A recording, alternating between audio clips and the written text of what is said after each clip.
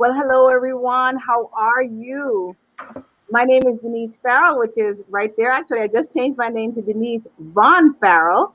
All right.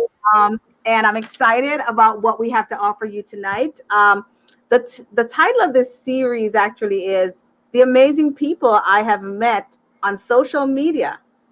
And this man is someone I met in one of the groups that I'm a part of, and he is such an inspired person. He is an artist. He has his own podcast. He is a magician, and for my friend Perla out there, he's a shaman as well. And she probably is watching right now. But you know what? Don't Let's forget a hypnotherapist, by the way. and a hypnotherapist. He didn't want me to forget that. So I'm going to, just welcome my beautiful friend Alexandros Megas, and he is, of course, the founder of Zeroism Art. Alexandros, say hello to everyone. Hello, everyone. Thank you so much for having me. It's such an honor to You're be here. welcome. You look luminous. Oh, thank you so much. Thank you. So, Alexandros, tell us a little bit about yourself. I detect an accent. So, where are you from? What? Tell everybody. I thought I was hiding it so well. I I was born and raised in Athens, Greece, actually, and during the formative years of my life, I used to live around the Parthenon. I would actually be able to see the Parthenon from my balcony, and I would visit that area very often, especially as a cell, the cell in which Socrates died. It's still there, and that would be a great inspiration for me. It always was, because Socrates was one of my great heroes, because he is the one who never surrendered his principles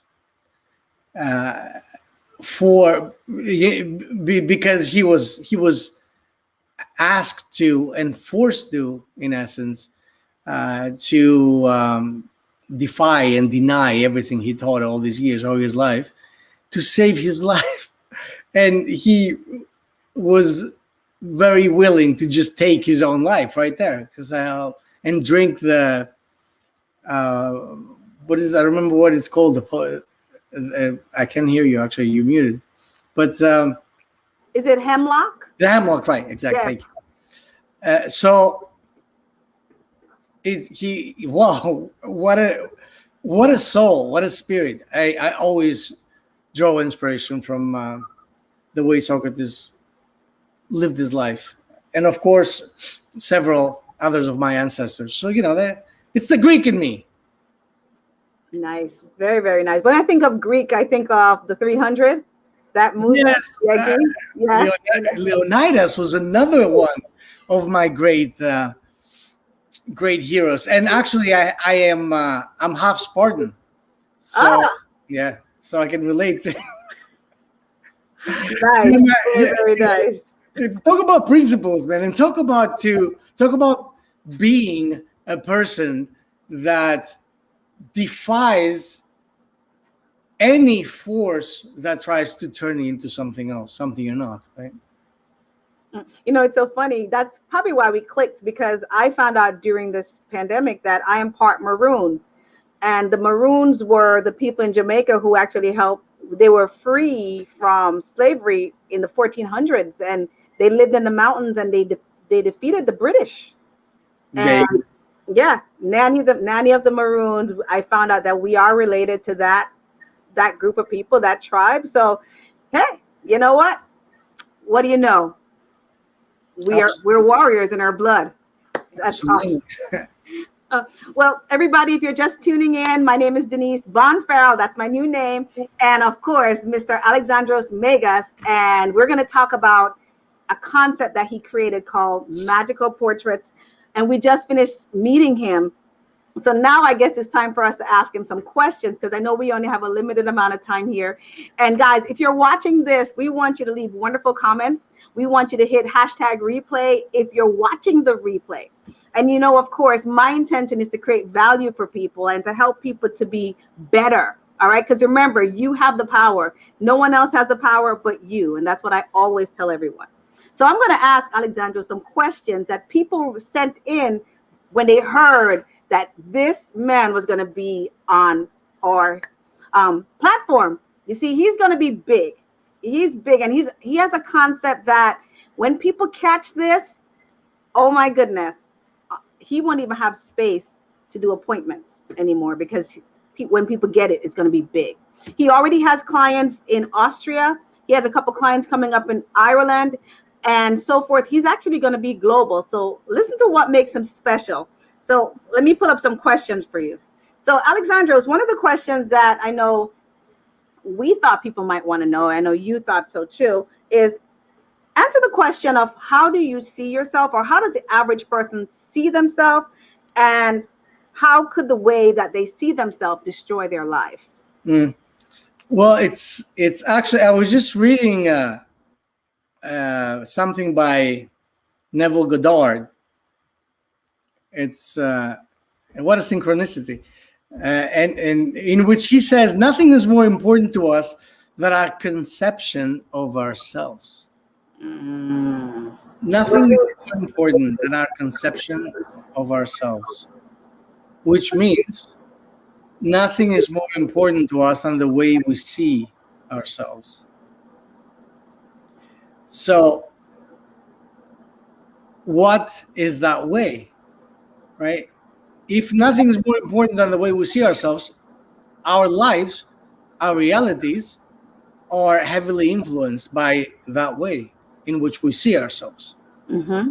So if the perceptions we have of ourselves are lesser than, then we are in trouble, aren't we? Mm-hmm. Then we are creating realities that are not going to bring growth to us. Mm-hmm. So psychology and I guess the mind warrior world calls that the self-image. Mm-hmm. The self-image. This is where it all happened for me. This is where it all became clear. You see, because I'm an artist. So everyone knows that an artist deals with images. And as I started getting into the work of the mind, trying to understand what makes people who they are, what makes people who they are, and is who they are cemented, is who they are faded, are they destined to be who they are? Right? Because a lot of traditions have taught us that there is a destiny behind everything. So if I am this way, it's because I was destined to be this way.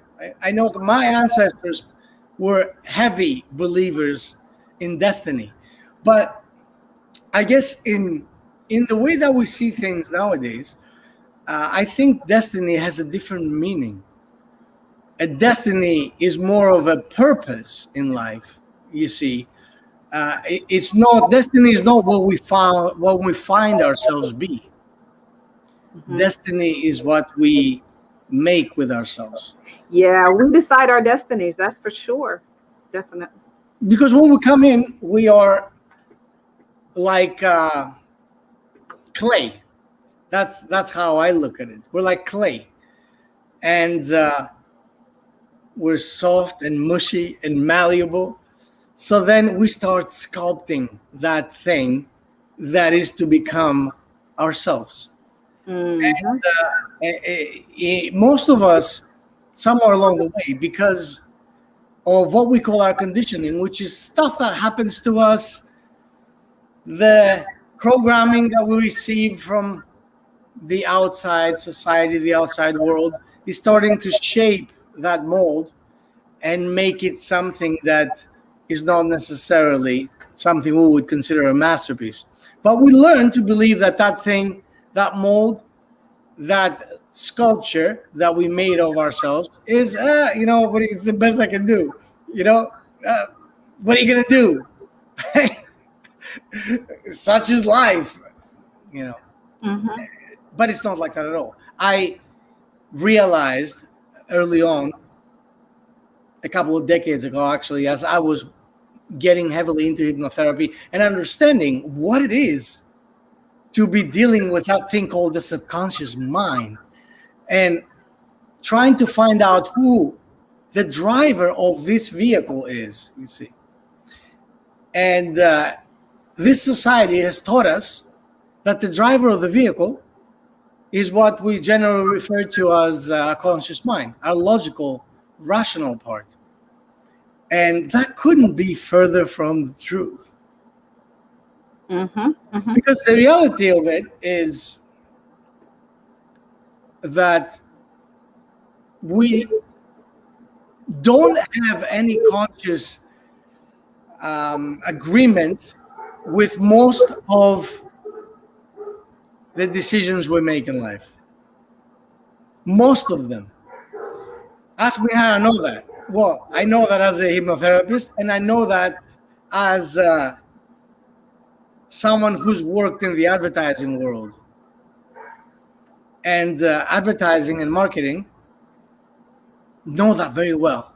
And that's why they repeat and repeat and rinse and repeat um, hundreds and thousands of times the messages that they need the subconscious to grasp, to Mm-hmm. crystallize, and to never forget. They pay, it's $1 billion industry. They're not flushing this money down the toilet, believe me. There is a really good reason for that, right? Yeah. And you know what, Alexandros, what I wanted to make sure, is that the audience knows that your subconscious mind, it's what makes you drive home from work and you don't even remember what you passed because you know that you're in your parking lot and you're like, oh, how did I get here? Oh, I guess I'm home. That's It right. drives everything. Well, this is a concept of a hypnotic trance in which we uh, enter multiple times a day without knowing. This is a misconception about hypnosis. People think that when you hypnotize, you're like somewhere lost. It's not true. Every time you're in the zone, every time, how many times were you absorbed by something? Either you're reading or you were creating something, you're writing something, you're so involved, you're loving it. And then someone says, Denise Von Farrell, and you're like, huh, what happened?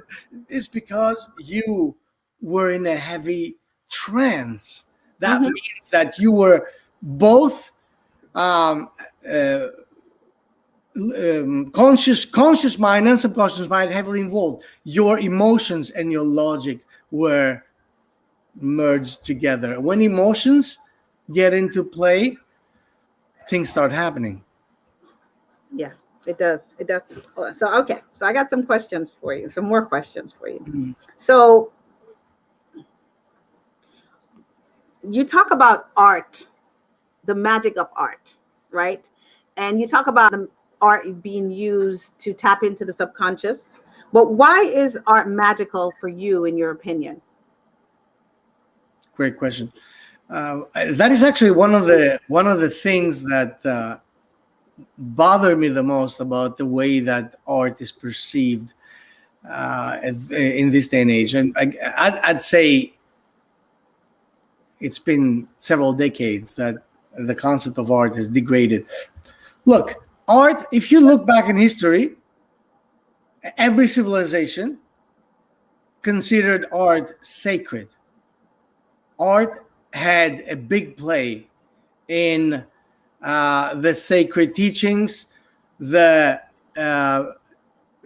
sacred operations, the Egyptians, the Greeks, the Sumerians, any kind of civilization that had anything to offer, Mm-hmm. right? The Indians, the Hindu society, uh, the, Chinese, Japanese, whatever, anyone that was heavily involved in the mystical traditions held art in a very high place, the magical place. Why? These people knew that art is the language of the subconscious mind. We just mentioned that the subconscious mind is the key to our behavior, the key to who we are. So then, if I hold the language of the person, let's say, the entity that can change you, this is the greatest power, isn't it? Okay, let's just assume that there's a genie in a bottle, that sort of thing, and that thing poofs, comes out of the bottle and starts talking to you, but you don't understand what it's saying, right? And someone says, "Hey, wait! He doesn't understand words. He's showing images," right? And then you start drawing the images and showing, and then the genie goes like, "Yeah, of course, guys," and starts giving you Draw dollar signs. Money. Give me some gold doubloons. So that's in a in a entertaining allegory. That's how I see that art is that thing that unlocks the subconscious. Every kind of archetypal image and symbol has great significance to the subconscious mind, and the subconscious mind pays attention. When the subconscious mind pays attention, things change. So this is why art is magical. So then, this society takes something that is magical, takes something that is sacred, that has been sacred for eons, right, and turns it into decoration. And it makes no sense to me. It makes zero sense to me. Art is there because what? It can ignite something within you. It can light a fire. It can inspire you. How many times did you look at a picture, even a movie, because that's it's moving art, right? It's the same thing. And you got so fired up, you got so inspired that you're like, okay, this is it. My life is changing now. Cinderella Man. I got inspired when I saw that movie. I was like, oh my God, I can do anything. Or even the 300. There you go. Here we go. Yeah. And that's what it is. So art, as far as I'm concerned, of course, hey, you can use, it's like you can use gold leaf as toilet paper if you wish. But I don't think that's the best use for gold leaf. You know what I mean? It's art is something that holds massive power and should be used to inflict change. And you can. And I'll explain to you how in the next question, I guess. All right. Yeah. Because then now we want to know, okay, we're hearing about the subconscious mind. We're hearing about art being something that speaks to us, and the human mind, which I just learned, actually understands things better in symbols. So you created this magical portrait. What is a magical portrait? And I guess, let me ask that first. What is a magical portrait? Yeah, that's a very good question. Okay. So this is how this works. From a very early age, I was able to see people, kind of like in an overlapping fashion. Let's say someone superimposed another image over a person, and I would get these glimpses of that other image. And I did in the beginning, of course, for several years, I didn't understand. I didn't know what that meant. But as the years went by, and I started being involved both with art a lot more seriously, and all the other mind change modalities, I started making the connection. The picture that I was always seeing of people is a picture of their, you might say higher self, but that's still vague. And let's just say that image was an image of a very empowered you, an extremely empowered you, a you that would be extremely inspiring for you to see if you could. Okay. Hmm. For many years, I started, denying dealing with this concept because I thought everyone will think I'm crazy, and weird. And of course, who wants to be seen like that? But then I realized that there's no escaping it. So, and of course, I also realized that as I had been experimenting with myself and the people close to me, I would see how that stuff affects people. And then one day, I had a fateful meeting with a very important marketing guru. His name was Kevin Roberts. That was about probably about a decade ago, something like that. And for some reason, I just wanted to. I really admired this guy. He was really cool, very smart, and I wanted to do his portrait. At the time, I hadn't coined the phrase "magical portrait," but for some reason, I see something in this guy. I want to show him. So I had arranged a meeting with him, or I went and brought a few samples of my work. So he just spread all those samples of my work in a huge boardroom table, and he was going around it, and he was like, he says, "This isn't art. This is religious iconography." So I thought, yeah, the guy gets it. He understands. So then we proceeded to. I usually do for this kind of custom portraits. I do an informal photo shoot, and then I took all this information back into my studio where I wrestled with this image for about a month and a half, and stuff started coming out. And the thing is this: it is hard for me to explain what I see. This isn't a craft. This isn't a technique.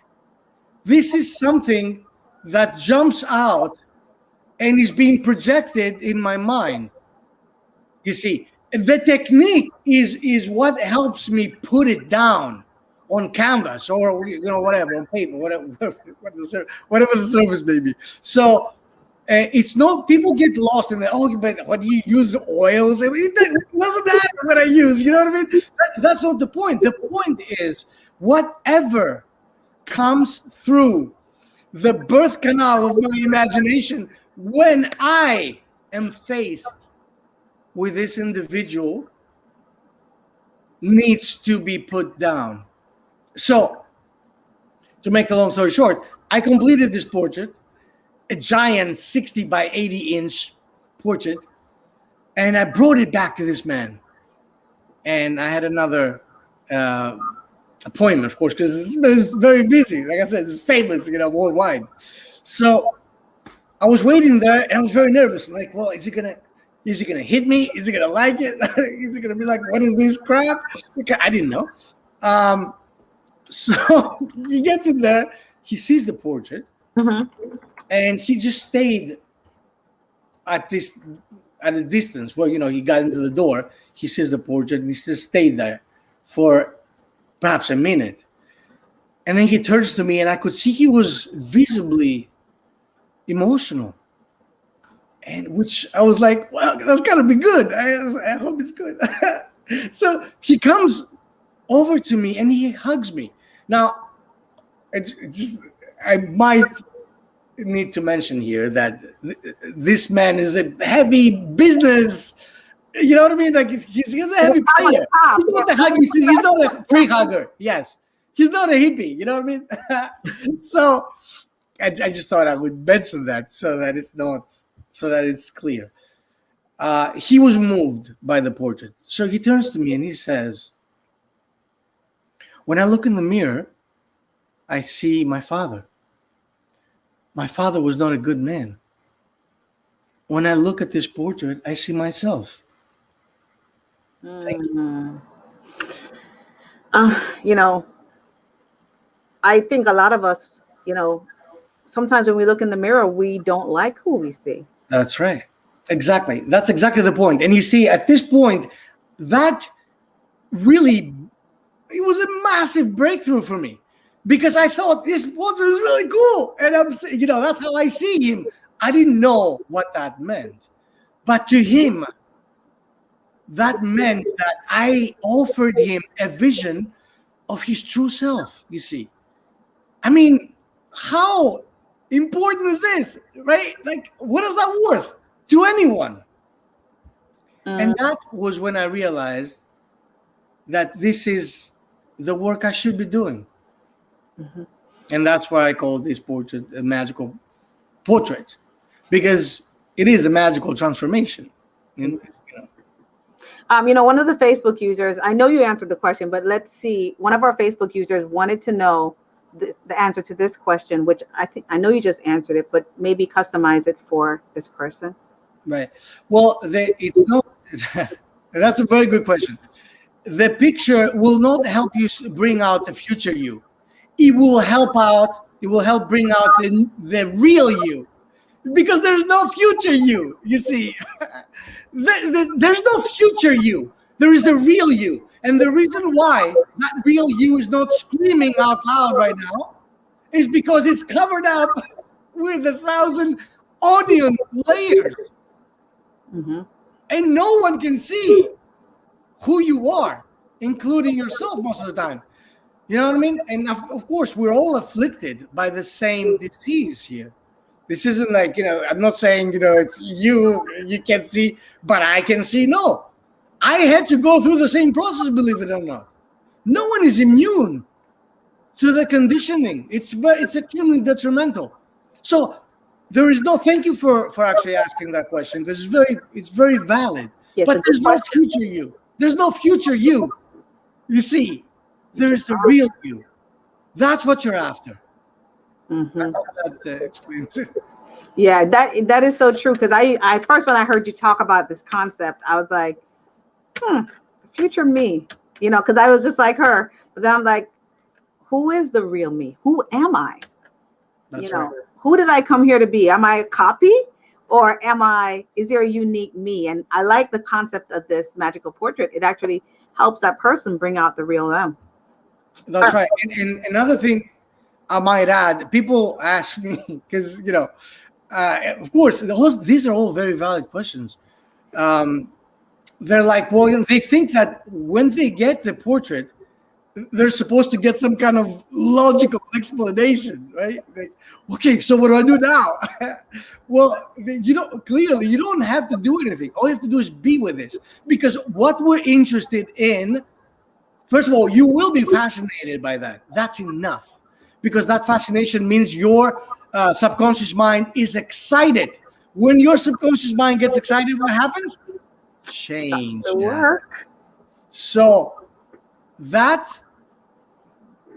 brings the fascination of the subconscious mind to the highest version of what it could be, because it's about you.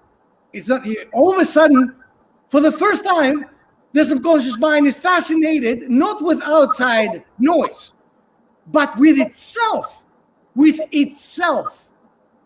And that's not ego, by the way. What's ego is falling in love with a false you. That's what ego is. Discovering who the real you is, which will bubble up the purpose of you. Because people's like, what's my purpose? You can see your purpose because you are covered up.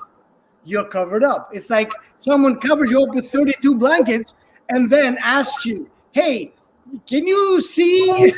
Can you look at over there? How many trees? How many fingers am I holding up? There's nothing to see when you are covered up in ways that make everything dark. Sometimes literally, Yeah. and most times metaphorically. Yeah, you know what? It's so funny because, growing up, well, I used to want to be like everybody else, and I remember this. pastor that I used to follow, Joel Osteen. I love him. But he gave the story that Johnny was trying to be like Eric, who was trying to be like Joe, who was trying to be like Mike, who was trying to be like Johnny. So it's like you're trying to be this other person when you are your own unique person.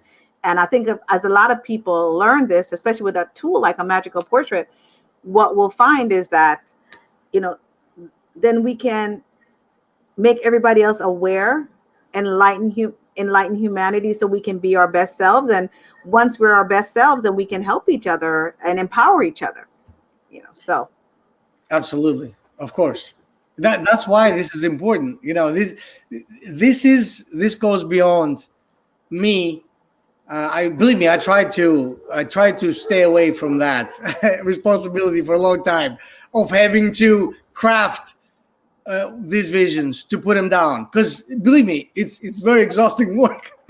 It's not easy. So, but it's like something nagging you and nagging you, nagging you. It's like, okay, fine, I'll do it. But and of course, then I realized that this isn't something that is just about this one person or these two people or 10 people. These people that open up to their grand selves, open up to their hero selves, they become infectious. Mm-hmm. They become infectious to everyone else around them, you see. Mm-hmm. Yeah. And that is so true. And if we can infect mankind with goodness, if everybody's just themselves, then we'll have that ripple effect. Do you remember that movie? Oh my God. It was where the little boy did something good for someone and then someone else did something good for someone. Paid forward. Yeah. It will be like a real life paid forward. That's right. Before you go any further, one of our Facebook users has a question for you, and I'm going to put it on the screen. And if you can, guys, if you're on Facebook, could you give StreamYard permission to use your name? That way we can see who you are and say your name instead of saying Facebook user. But that's a question for you, Alexandros. What do you have to say for that?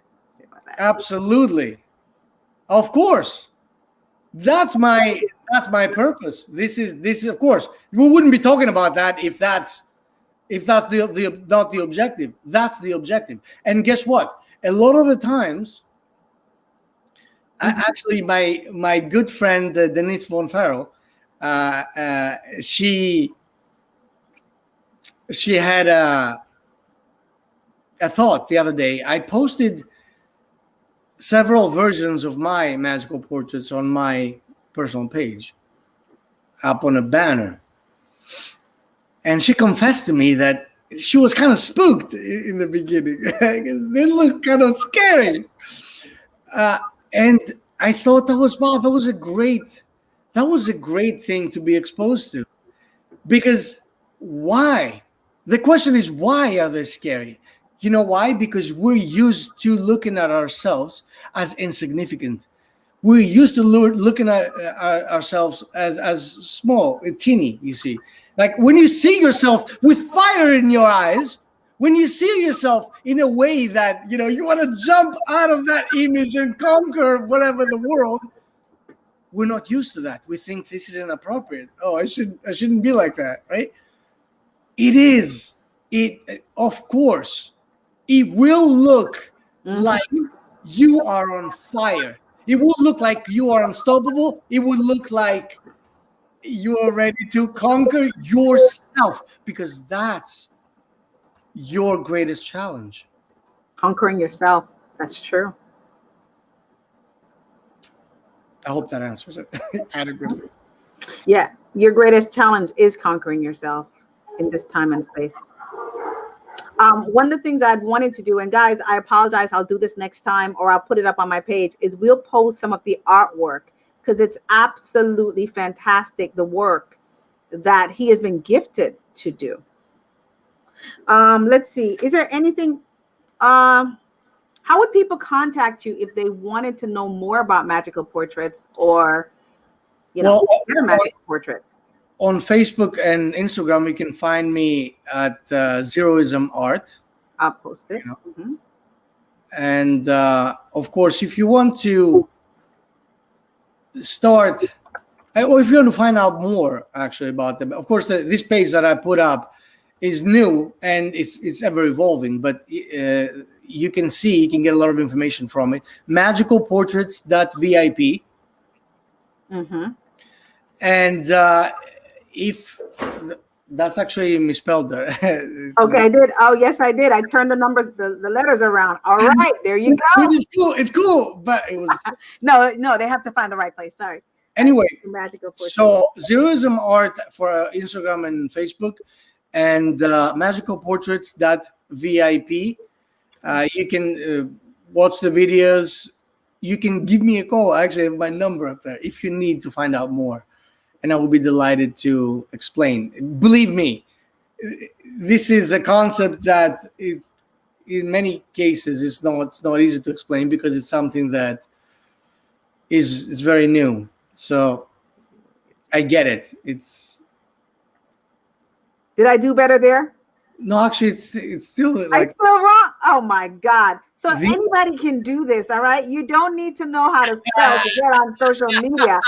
And like, because I'm copying it like I see it and I keep messing it up. that's right. Don't worry. This is right next to my name here. Yeah, that's what I think I'm doing. All right, so I Zeroism. Let's see if it all right, let's see if it works now. Got it. Bingo. Got it, got it, got it. And then if you can just text so it's at magical portraits .vip. Mm-hmm. Okay, that's it. That's it. All right. All right. If I spelled magical portraits wrong, cast it to my heart, not for anything else. Hold on a second. Let's see here. Did I get it right? Yeah, brilliant. Hercules. Awesome. But this has been, I've been, he's a part of a group that we're a part of, and everyone in the group is absolutely fascinated by what he has done. I know one lady, she got her portraits and she went crazy sharing it and talking about how it's made her feel. And I'm excited because my thing is helping people to be better. And if this is something that could possibly help you to be better, I know in Alexandros would say it will definitely help you to be better. But There's no question in my mind. yes. And of course, you have commissioned your own. I have commissioned my own magical portrait as well. So I'm looking forward to my transformation. Because, like I said this morning in our live, it's you change, you can always change back. But when you transform, you're permanently that way. And like a butterfly, you never see a butterfly trying to go back to being a caterpillar. That's brilliant. Very, very well said. Thank you. So, guys, we love you all. We're grateful that you took the time to watch. If you have any questions, please reach out to me. I can give you Alexandros' contact so you can reach out to him, find out more. And later on today, I'll post more of his images on my page so that you can see the beautiful work that he does. And, if you have questions, of course, always reach out. Anything you want to say before we close, Alexandros? God bless you. I say, you're amazing. I love you, and I love the people, all the people, especially the ones that are very obsessed with transformation. Awesome. Guys, love you. Take care, guys. See you again soon.